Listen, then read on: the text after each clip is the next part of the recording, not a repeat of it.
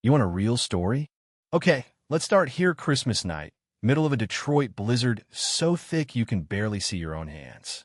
No electricity, no heat, and I'm sitting in my rundown kitchen, clutching my 2-year-old in my chest, praying the last bit of warmth holds out until morning. And then just when I think things can't get any stranger, a rumble shakes the windows. Not thunder, not trucks, but the low, guttural growl of a dozen motorcycles. And right there, lined up in the snow like some kind of dreamer, maybe a nightmare, are 25 Hell's Angels, eyes desperate and wild, banging on my door, begging to come inside. Yeah, that happened. Now, if you're picturing me as the kind of woman who takes one look at a biker gang in the middle of a blizzard and says, "Come on in, boys, coffee's hot," you'd be dead wrong. My whole life, I've been taught to keep to myself, to lock my doors, mind my business, and never trust anybody who looks like trouble. But you know what? That night, it wasn't about me. It was about my little boy shivering in my arms, and about the pain and panic I saw etched into those men's faces that, under all the leather and bravado, looked just as lost as mine. So I did what my mama always said to do: help the traveler in need, even if he looks like your enemy. I opened that door, heart pounding, expecting God knows what. And what I got was not a gang of monsters, but a group of freezing, grateful men who moved through my kitchen like soldiers, boots off, hands out, voices gentle.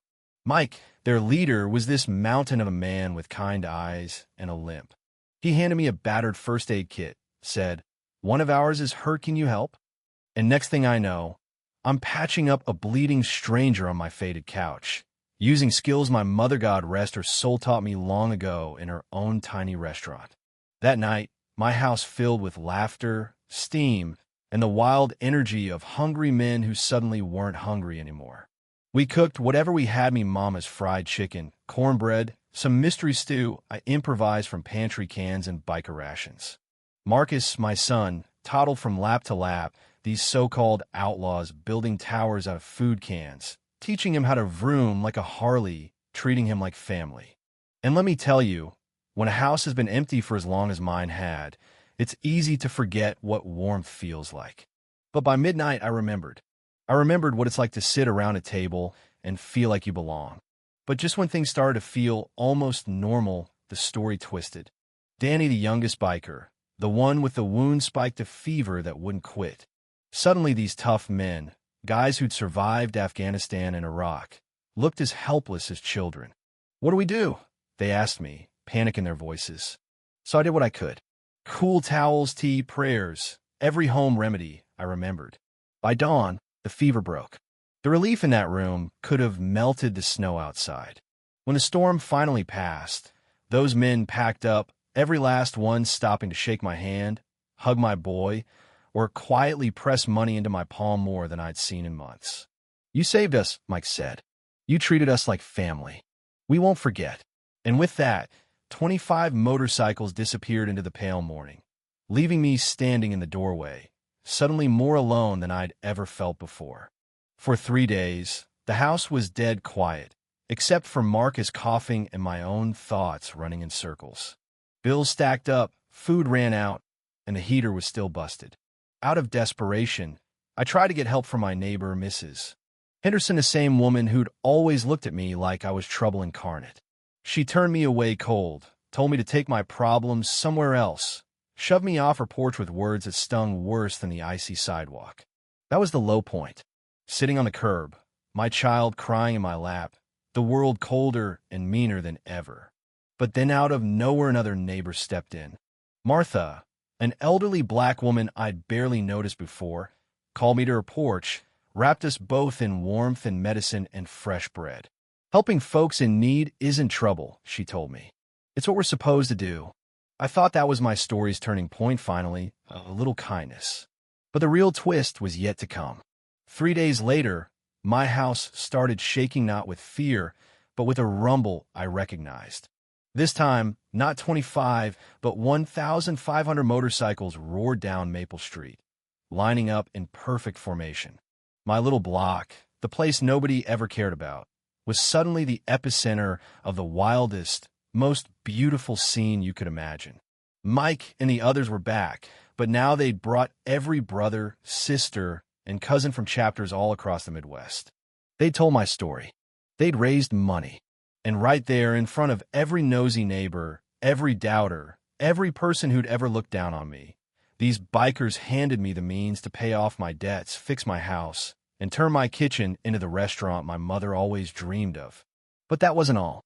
As contractors, electricians, plumbers, and cooks worked, something even more miraculous happened. Martha, who had saved my son with a neighbor's kindness, spotted Danny's Nicolacia family heirloom she'd given her own son before he vanished 30 years ago. In that instant, lost family found each other, tears streaming down faces hardened by decades of loss. It was like every piece of pain I'd carried found a match in someone else, and together we started patching each other up inside and out. By the time the sun set, my house was transformed, walls knocked out, kitchen gleaming, the words Mama Kesha's Kitchen shining above the door. Neighbors who'd never spoken to each other brought food and apologies. Even Mrs. Henderson, trembling and ashamed, crossed the street to say sorry for her cruelty. Everyone's welcome at Mama Kesha's, I told her, and for the first time, I meant it with my whole heart.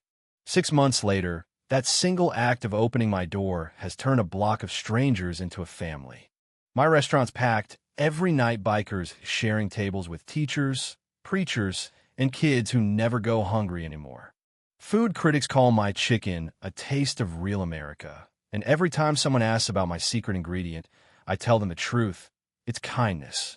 Kindness, and the belief that nobody is too far gone to be saved, not even a tired single mom in a Detroit blizzard, not even a biker running from his past, not even the neighbor who once shoved you in the dirt. Sometimes I catch myself staring out the window at a street full of laughter, and I think about how close I came to losing everything to letting the cold and fear win. And I remember what Martha said, all it takes is one act of kindness to change the world. Maybe she's right. Maybe it's just that simple. So, tell me, would you have done that night? Would you have opened your door? Would you have believed in strangers? Let me know what you think, and if you've ever had your world turned upside down by a single act of kindness. Drop a comment, share your own story, and if you believe in the power of community, go ahead and hit that like and subscribe. Because this isn't just my story, it's yours too. And who knows? The next miracle could be just one open door away.